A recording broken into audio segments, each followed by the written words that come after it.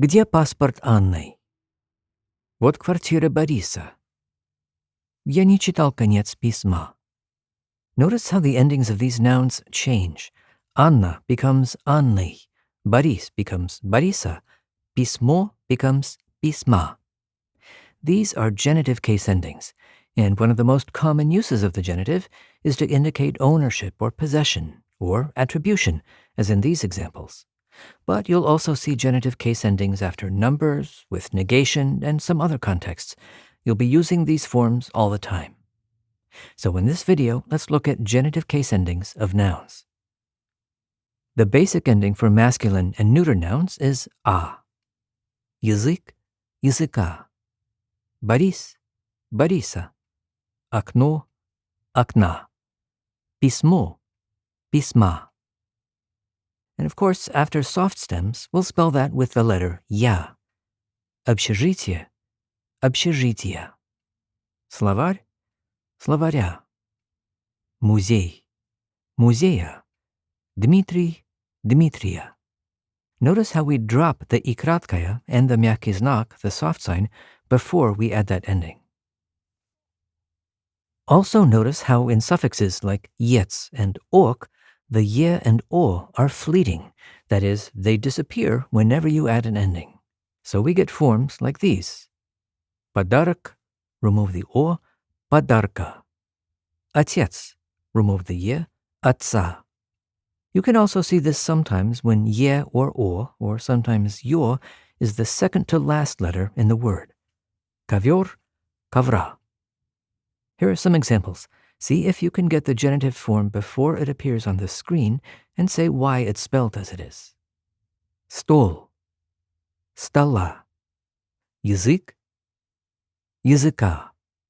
Словарь, словаря.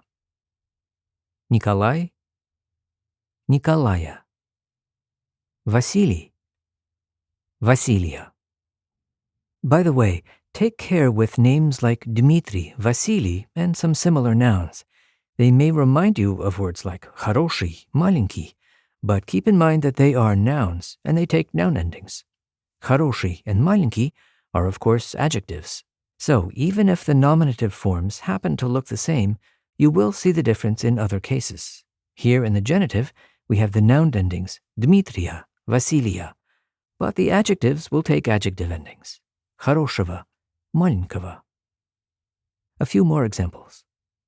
Михаил, Михаила. Украинец, украинца. Немец, немца. Watch the fleeting ye here. Врач, врача. Борисович, Борисовича. Remember that even though ch is always pronounced as a soft consonant, the 8-letter spelling rule tells us to write a, not ya, after these 8 letters. Moving on, the basic genitive case ending for feminine nouns is y. Школа, школы. Мама, мамы. Москва, Москвы. Of course, after soft stems, we'll spell that with the letter e. Кухня, кухни. Соня, Сони. Лекция, лекции. Кровать, кровати. The words мать and дочь are soft stems, but they also show the er that appears when you add an ending. Мать, матери. Дочь, дочери. Be careful with words like семья. If the soft sign is not the last letter, then we don't drop it when adding the ending. Семьи. We'll also need the letter E when the 7-letter spelling rule is involved. Remember that after these 7 letters, we use E instead of Y. Книга, книги.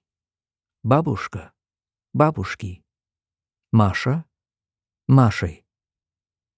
A few Russian words referring to men, and often Russian nicknames for men, end in a, and like feminine nouns, they'll end in y or e in the genitive.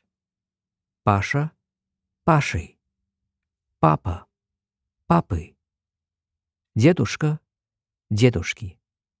Коля, Коли. Now a little more practice. See if you can get the genitive form before it appears on the screen.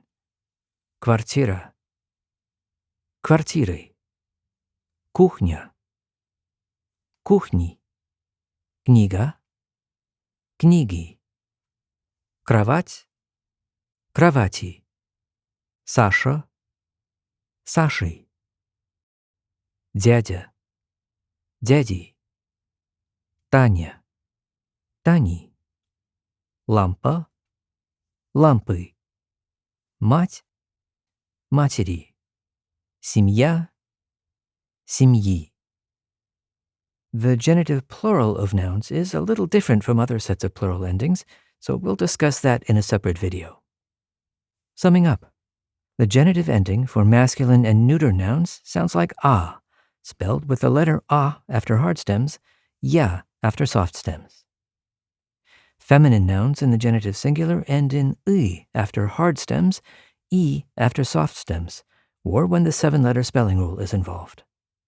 Remember that male persons and nicknames that end in ah also take the I-E ending.